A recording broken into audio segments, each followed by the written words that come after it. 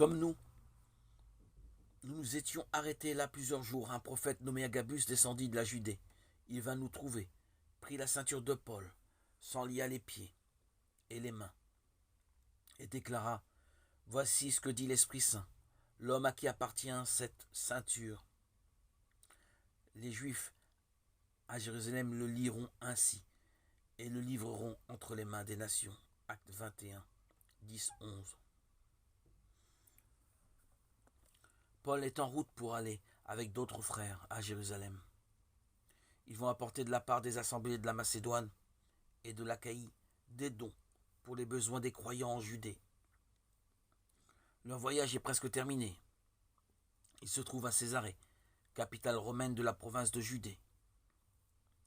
Ils passent quelques jours dans la maison de Philippe, l'évangéliste, celui que le Seigneur avait employé de façon si remarquable pour prêcher en Samarie et pour la conversion de l'eunuque éthiopien, chapitre 8. Philippe avait 4 filles vierges qui prophétisaient, 21-9. Pourtant, dans cette occasion, le Saint-Esprit ne s'est pas servi de ces 4 prophétesses, voire Timothée 1, 2, 12, mais a fait venir Agabus de la Judée pour apporter un dernier et sérieux message à Paul. Tout au long de ce voyage, l'Esprit avait déclaré à Paul que des liens et des tribulations l'attendaient à Jérusalem, 20-23, qu'il ne devait pas y monter.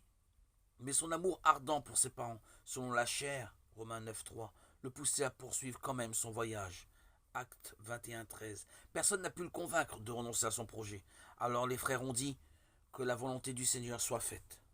En Acte 11, Agabus avait prêché prophétiquement à l'assemblée d'Antioche. Ici, le Saint-Esprit se sert de lui pour parler à Paul personnellement. Il l'avertit une fois de plus avec insistance de ne pas monter à Jérusalem. Certains prophètes de l'Ancien Testament, Ésaïe 22, Jérémie 27, 2, 32, 6, 15, Ézéchiel 4, 24, 15, 24, ont aussi été employés pour apporter des messages de la part de Dieu, par des actions aussi bien que par leurs paroles. Qu'un prophète s'adresse à des individus, à des foules, ou parle dans l'assemblée, que les gens l'écoutent ou non, il est essentiel pour lui de présenter la parole de Dieu avec fidélité.